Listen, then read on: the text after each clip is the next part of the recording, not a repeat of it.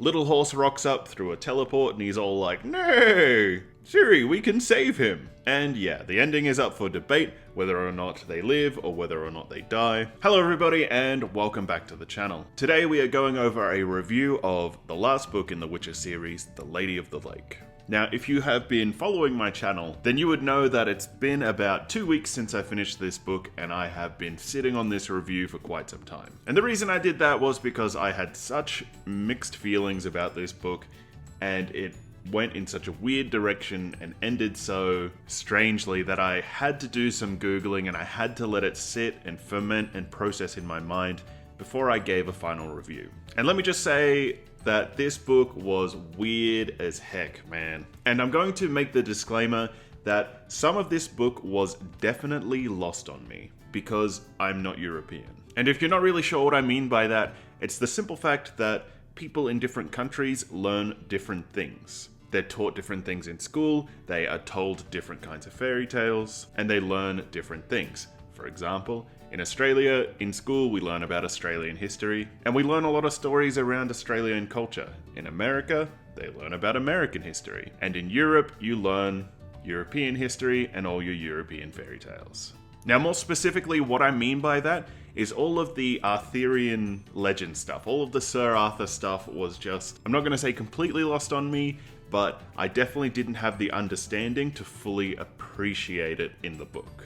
Because in Australia, we don't really learn so much about Sir Arthur and the Knights of the Round Table. For example, all I know is that there's a wizard named Merlin. I know of Arthur and pulling the sword from the stone. I know the name Sir Lancelot, Guinevere, and of course the knight that actually built the Round Table, Circumference. Circumference, get it? Woo! I'm so funny. But I'd never actually heard of the name of Galahad, Sir Galahad. So all of the interactions in regards to that, I was confused. Or I wasn't confused, it just didn't hit as well or as hard as it could have. But more than just the Sir Arthur stuff, there was also the Knights of St. George, or something along those lines. And I honestly know nothing about St. George. I know the cross, I know St. George's cross that appears on flags, and I know St. George's dragon. And honestly, I don't know if those are the same people, because like I said, we don't learn about that kind of thing. So like I said, I did have to do some Googling to really get a hold of the points the author was trying to make in this story. I did follow the rat plague storyline. I thought that was really interesting. But with all that being said, even with all the parts that were wasted on me because I'm uneducated, it was still quite an enjoyable book. Obviously, I should have said this at the start, but there are going to be spoilers in this review. So please be aware, spoilers from here on in. And I want to start this review with some unanswered questions that I have. Because if you have these answers, please comment them down below before you click off this video, because I need the answers. And my first question is, why does Ciri's hair change? Right? Because I haven't played the Witcher video games, but I knew from seeing pictures of Ciri that she had the scar, and I knew that her hair was white or silver, something akin to Geralt's. And I thought that she would have to go through the trial of herbs that Geralt went through in order to get his hair white. But she doesn't go through it in the book. And it's only really mentioned at the end, and I'll read you the part I'm talking about. It happens on page 385, if you're interested. It's when Geralt and Ciri are walking down the stairs after that big battle, and there's a whole bunch of people waiting for him at the bottom of the stairs. Geralt glanced at Ciri and almost howled with fury, seeing streaks shining white as silver in her ashen hair. He controlled himself. It wasn't the time for anger. Why was her hair different, and why was Geralt angry about it? The only two possibilities that I can think of is she went and did the Witcher trials without his knowledge, and it just wasn't mentioned in the book. And that would make sense because she does refer to herself as a Witcher for the majority of this last book. She does say, I'm a Witcher girl, I'm a Witcher, this is what I do, this is what I am. The only other explanation that I can think of is that going through the time and the space and all that, maybe she grew a lot older through all the like time and space manipulation, and so she was just going naturally grey, but I don't believe that one. I think it's more likely that she did the Witcher trials and it just wasn't mentioned, and this was the author's subtle way of saying it? So if you have the answer to that, please let me know, because honestly, I have no idea. My next question is, what is the general consensus about how this story ends? First of all, did you like it, or did you not? And secondly, do you think Geralt and Yennefer are dead? Or do you think they were resurrected? Let me know, because I'm going to go further into what I believe happened at the end, but from what I read on the internet, people are really 50-50 about this. So let me know what your thoughts are. Also guys, just a heads up, I am going to be doing a bunch more Witcher videos in the coming weeks. I'm going to be ranking the books from best to worst. I'll be doing an entire Witcher series review. I've still got the Seasons of Storms to read, and I'll do some videos on the Netflix adaptations. So make sure you subscribe to the channel, because we are going to be having a blast here, so you may as well get involved. Alright, so let's get into a brief recap of what happens in this book, and this is going to be incredibly brief. Basically, this book is all about Ciri trying to get back to her homeworld to return to Geralt and Yennefer. Unfortunately, elves are currently keeping her hostage in another world. And why are they keeping her hostage? Because they want their elf king to get her pregnant, because that way they can have a super powerful elf baby. And this book has a lot of really weird themes in regards to Ciri's womb and people trying to knock her up constantly. So that was kind of strange. Yennefer wasn't having a good time in this book. She was basically being held captive for most of it and being tortured. And even when she got freed, she had to go and see the sorcerers and they were all jerks. So Yennefer didn't really have a good time in this book. Geralt is just hanging out in a town doing minor monster contracts, and he's making a bunch of money doing it. At the same time, he's banging one of the sorceresses, Fringilla, and Fringilla is on a secret mission to keep Geralt passive so that the sorceresses can go and do their thing while Geralt is doing nothing. And also, she needs to find out any information that Geralt has on Ciri. While on a monster contract, Geralt comes across my least favorite part in the entire series. He comes across a secret room just in time to hear a bunch of bad guys talk about where Vilfagotz is and where Yennefer is, and that Ciri is missing. Super convenient, but I'll touch on that a little later. And so he rushes off to rescue Yennefer, and hopefully they together can go and find Ciri. There is a big battle. It's the culmination of all 5 books. Constantly talking about this battle, it all comes down to this one massive battle that has been forced by the sorceresses, so that way the war can end. Regardless of who wins, the sorceresses just want the war to end, so they pull the strings to get this massive battle to happen. Ciri storms Vilfagotz's castle, or however you say that guy's name, and she gets captured, and just like everyone else, Vilfagotz is incredibly interested in Ciri's womb. Geralt storms the castle, saves Yennefer, but all of his friends die in the process. Yennefer, Geralt, and Ciri are then all very politely apprehended by the Emperor of Nilfgaard, and then the Emperor decides to have a chat with Geralt. And this is where the story gets really weird, because it turns out the Emperor is actually Ciri's dad. But more weird than that, the dad wants Ciri to bang her own brother in order to have an incest baby. So that was great. And as a thank you to Geralt and Yennefer for doing everything that they did and trying to save Ciri, he lets them kill themselves in a bathtub, because apparently it would be a better way to go.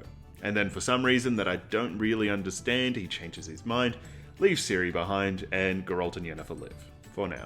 Geralt ends up dying in a fight that he shouldn't have even been involved with. He didn't want to be involved with it in any way, but he did get involved with it. Yennefer also dies trying to save Geralt's life. Little Horse rocks up through a teleport and he's all like, "No! Ciri, we can save him!" And yeah, the ending is up for debate, whether or not they live or whether or not they die. I personally believe that they died, and everything that happens afterwards is either in the afterlife or it's in Ciri's imagination. But I do believe that there is more proof that they lived. But in my mind, they died. So let's go into a discussion on how the book ended. Or more specifically, did Geralt and Yennefer die, or did Ciri manage to resurrect them with the help of the unicorn? Like I said, it is my personal belief that they died, and then everything that happens afterwards is them in the afterlife. And that's why when Ciri was telling Galahad about the wedding, she said that her missile was also there. And it makes sense for Missile to be there because the wedding happened in the afterlife. And Ciri can jump through time and space and planes of existence and all that. So it makes sense that she was able to go and visit them in the afterlife for their wedding. Although that is very loose and based in no fact, because It doesn't seem as if there is an afterlife in this book. None of it's ever mentioned at any point. So really, your guess is as good as mine. But in all honesty, I do believe that there is more evidence that they were resurrected than that they just died. Like, for example, on page 493, there's one of those passages that exists just on a little bit of page itself. And it says, "Then the sorceress and the witcher were married and held a grand wedding party. I too was there. I drank mead and wine, and then they lived happily ever after. But for a very short time. He died ordinarily of a heart attack. She died soon after him. But of what, the tale does not say. They say of sorrow and longing, but who would lend credence to fairy tales?" And I mean, it is not a very clear or exact piece of information from a trustworthy source, because it does say it's from fairy tales and myths, or whatever it said it was from. But it does say that they died ordinarily after they were married. So when Ciri tells Galahad about the wedding, they had to have died afterwards, right? I don't know. I personally believe they died. But the other issue that you run into is, at the end when Ciri is telling Galahad about the story, she is an unreliable narrator. She could very well be trying to put a better spin on the story, trying to tell a better story. Like, why does she need to tell this guy the truth? Or she could very well be telling a story that she imagines, or how she wished the story ended. Because one of the questions is, why would she be hopping and world hopping and time traveling and all that? Why would she be talking to Sir Galahad in this Arthurian legend when she could be hanging out with Geralt and Yennefer living their best lives? Like, why would she ride off with Galahad at all and chase that Witcher lifestyle when she could be a happy family? Anyways, I have no idea. I have no proof. So please let me know what you think down below. I would really like to know your thoughts and theories. I will say one more thing though. I was not expecting their deaths at all when I was reading it, because I know that the games are set after the books. So I was like, there's no real way that they could die because they're in the games and the games are set after the books. But it turns out that the games aren't actually canon. CD Projekt Red actually has a contract with the Witcher people, and it says something like they can do whatever they want because their books aren't considered canon. I'm sure it doesn't say they can do whatever they want, but I'm sure it gives them free reign to do a lot of things. And one of the things that surprised me was, apparently in the Witcher games, I haven't played the games yet, but I'm really looking forward to it, you do a lot of stuff with like potions and tonics and like oils and stuff. So I was expecting a lot more of that in the books, but in the last two books, Geralt didn't even take his like Witcher tonic or his Witcher potion or whatever. And in the earlier books, he really didn't do much in regards to tonics and potions or whatever. So that was really interesting, I thought. Alright, so now that all of that's out of the way, let's keep going. I want to talk about the story itself. One of the things I've really come to enjoy about this author's work throughout the entire series, and including in this book, is the tools the author uses to re-immerse the reader into the story and catch them up on everything that's happened, in an interesting way that does not feel as if you're getting a recap. Like, for example, I believe in the first book, the recap was Dandelion sitting under a tree, singing songs and telling tales about all the things that he did with The Witcher. And I believe in the next book he used a messenger. And the first like 50 pages you followed this one random messenger and he caught you up on all the things that were happening in the world. And in this book, there were two mages that would study old paintings and portraits of the legend of Ciri, or the legend of the Witcher and Yennefer. And they would discuss the legends with each other, catching the reader up or reminding them of points they might have forgotten or points they might have missed. This author has been so good at doing these interesting story recaps, and I'm glad that the way that he did it in this final book was definitely what I would consider the best and the most interesting way that he's done it in the series. Something, however, I did not enjoy about this author's work was his just reckless desire to kill everybody. Like, in every single book, a character will be introduced, and then once they've said the thing they need to say, or given someone the thing they need to give them, and they have served their purpose, they're immediately killed off. For example, the messenger guy that was used as a story recap tool that I was talking about a second ago, there's no reason that he couldn't have just kept living his life. He could have just kept running messengers, he could have kept training new people to be messengers, he could have gone home to his wife and kids and just lived the rest of his life. There was no need for him to die. But he was killed. I believe he was shot with an arrow or something, and it just felt so out of the blue and unnecessary. Like, just let that guy go and live his best life. And then there was the guy, I believe his name was Codringer or something. He was the guy that worked with the disabled dwarf, and they were both killed as well after they served the purpose of giving Geralt information. I'm pretty sure they didn't need to die. I don't think that added anything to the story. But the worst example that I have is the old guy that saves Ciri, the old hermit fella. I was so sad when this guy died. I wasn't sad, but I was just so disappointed because he nursed Ciri back to health and he had really good interactions with Ciri. And then once she left, I was like, oh wow, this guy's not gonna die. How great. But then he just like randomly dies in the middle of the night of a heart attack. Like, what's the point? Just let him live his life. He's not hurting anyone. He literally lives in the middle of the forest minding his own business. But if you have read this book, then you know that this book was the craziest for character deaths. Because first, there was Milva. And when they were storming that castle, I was like, okay, it makes sense. If they stormed the big bad guy castle and nobody died, then it would have felt cheap and unearned, so it makes sense that at least one of the companions died. And I liked Milva. She was there for, I believe, the longest time. So it was a character that had depth and weight to him. It wasn't Agunume or whatever that woman's name was, the one that you didn't really know much about and she just joined at the end. Like, that's the character that you would expect to die off because you knew the least amount about them and they were there for the least amount of time. Then Agnamune, or whatever that woman's name is, dies as well. And I was like, okay, cool. It makes sense that she died because, like I said, she was made to be killed off. But then Cahir starts dueling with Bonhart, and then he dies as well. And I wasn't expecting that at all. I was actually expecting Cahir to try and propose to Ciri. But I'm like, okay, cool, whatever, Cahir dies as well. And then that left Regis, and I was like, okay, it makes sense. Regis is immortal, he's a vampire. At the end, it's going to be Regis, Yennefer, Geralt, Ciri. They're all going to go live their best lives. And honestly, when Regis died, that made me the most, I felt the most when Regis died, because he was my favorite companion. The interactions between him and Geralt, I thought were the best interactions in the book. Also, Reinhardt dies, which is the knight that was hanging out with Geralt at that Duchess's castle or whatever. And I was just like, let Geralt have friends. He deserves friends, he's been through enough. But I don't want this to seem like I'm complaining about any of these characters' deaths. I don't think that any of the deaths detracted from the story. And I think the fact that, at least in my personal opinion, Geralt and Yennefer die at the end, I think the fact that all of their friends also died give it some kind of like closed book, tied up all the loose ends kind of feeling. Anyway, I'm just trying to get all the thoughts out of my head.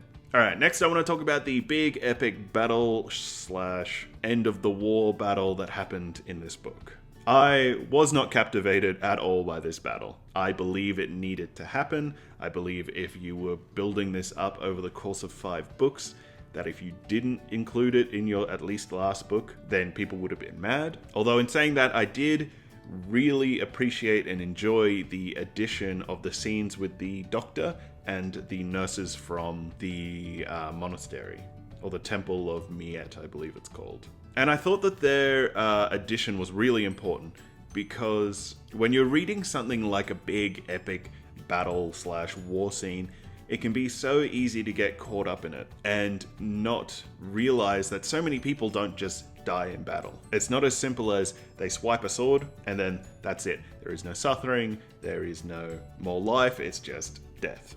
It's just nothingness. They feel no pain, they feel no torment, it's all over Red Rover. And especially when you're following a character like Geralt, who is all about that quick, painless, no time before you die kind of sword fighter. So I did enjoy the fact that they brought in the wounded to the medical tents, and you saw all the different ways that people can get wounded in war, like broken bones and missing limbs and arrows and impaled and all that kind of stuff. But more than that, I think he did a really good job of showing both how primitive and how advanced the medical knowledge for these characters was. So in summary, the big battle was okay. I didn't really get much out of it, but that's just my personal tastes. But I believe that the addition of the medical characters really helped to ground the reader and really helped to raise the stakes for the reader as well. Alrighty, as I've said probably 100 times in all of my reviews of The Witcher, the strength, the real strength of these books is the characters and the character interactions. And in my mind, there is no better character interactions than Geralt and Regis. I'm going to read you a couple of my favorite parts. On page 35, in case you're interested, Geralt and Regis are out looking for information, and they ultimately decide to go to the town. But Regis is worried that if he's caught, they're going to kill him. Very well, sighed Regis. Let it be. I'll have to steer clear of looking glasses and dogs. Watch out for sorceresses and telepaths. And if, in spite of that, they unmask me, I'm counting on you. You can, Geralt responded gravely. I won't abandon you in need, comrade. The vampire smiled, and because they were alone, showed his full set of fangs. I really liked that bit, because, like I said, Geralt is meant to kill vampires. That is his profession. He's meant to be killing Regis. But in this situation, Geralt says, I will fight anybody. You and me, buddy, we are comrades. If everything goes to shit, you can count on me. I really, really enjoy Geralt and Regis's interactions. And another one. This is on page 119. So this is after Geralt's found out all that information and he's come back to the castle and he's rallied all his troops. He's like, let's go. You got 30 minutes and then we're bloody heading out of here. Or something less Australian, I suppose. And everybody jumps off and they're all go and pack all their stuff. But Regis is still just sitting there because Regis is immortal. He's however many hundreds of years old. And he is not going to be just commanded like a pup by Geralt. He sees himself as the equal to Geralt, and so he will not just bound at his whim. He requires an explanation. He demands respect. And I thought that interaction was really, really good, because at no other point besides Yennefer does a character do that with Geralt. And I'll read you the part. In the blink of an eye, all that was left in the kitchen was Geralt and the speckled hen, and the vampire, who went on calmly slurping chicken broth and dumplings. Are you waiting for a special invitation? The Witcher asked coldly. Why are you still sitting here? Rather than loading up Dracul the mule and saying goodbye to the succubus. Also, I liked that the succubus and the vampire were hooking up, and Geralt got the credit for it and got a bunch of money. I thought that was really cool. Geralt, Regis said calmly, giving himself a second helping from the tureen. I need as long to say goodbye to the succubus as you do to your raven-haired beauty, assuming you have any intention of saying goodbye to her. And just between you and I, you can send the youngsters to get packed by shouting, hastening, and making a fuss. I deserve something else, if only for reasons of age. A few words of explanation, please. Regis, Geralt said. An explanation, Geralt. The quicker you begin, the better. Yesterday morning, in accordance with your agreement, you met the steward of Pomerol vineyard at the gate. See, I really liked that. I like the fact that Regis is just like, you can command the other children, but I'm an adult, you're an adult, we're equals, you will tell me what's going on. And nobody else demands that kind of respect from Geralt, so I think that's what makes them such great companions. And I'm just kind of moving chronologically through the book right now, and I'm up to the part which I think is probably the weakest part of the entire story. Scratch that, I think it's the weakest part of the entire series. And when it happened, I was so just like groaned because the author is so much better than this, and he's shown that he's so much better 100 times over. And that is the part where Geralt just randomly and so happens to stumble across a secret spy room in some random cavern when the big bad guys are just about to start a conversation about where Yennefer is, where Vilfregotz's castle is, and that Ciri is missing. Ironically, all the information that Geralt needed to bring this story to an end. Like, honestly, it just felt so unearned and cheap. Because this author is fantastic. I have no idea why he wrote that part in. Because he'd set himself up to do a lot more. Just for a couple of examples, he could have, say, hunted down that succubus, and in exchange for her life, she would have given him the ability to go into a trance that would let him find out this information. Or maybe to play on the relationship between Geralt and Regis. Regis could have said, hey, look, I never mentioned this before because we didn't know each other that well, but if I bite into you and then suck out most of your blood to the point where you're about to die, you can enter some kind of crazy psychological trance where you can figure out this information, but you have to trust me with your life because if I don't stop, that's it, you're dead. And it could have been like a big trust moment for their characters, like this Witcher is about to trust this vampire to drink his blood. Or like more believable out of all of them, why couldn't, when Yennefer was fighting Bonhart in the cell, why couldn't she have stolen his Witcher amulet or broken the Witcher amulet and it appears in her cell, and then she uses the Witcher amulet to get in touch with Geralt because it's his. Like, it just felt like there were so many better options for the author, and he's such a great author that it just feels so out of place when he's just like, fuck it, you know what? He's in a hole and he like comes across this like special cave and there's like all these random tubes and it's like right in time for this big secret meeting that has all the information he needs. It just seemed so out of place for this author and his great author abilities. But I'm not going to harp on too much about that because I'm sure people have the same criticisms about my books. Anyways, guys, I have been filming this review for about an hour and a half, so I'm going to cut it here. Like I said, I've got a heap more Witcher content coming, so make sure you subscribe to the channel. I'm almost at 1,000 subscribers. I'd really appreciate your subscription. Please like this video, comment down all your theories and questions and answers and everything else you've got down below. And as always, thank you very much.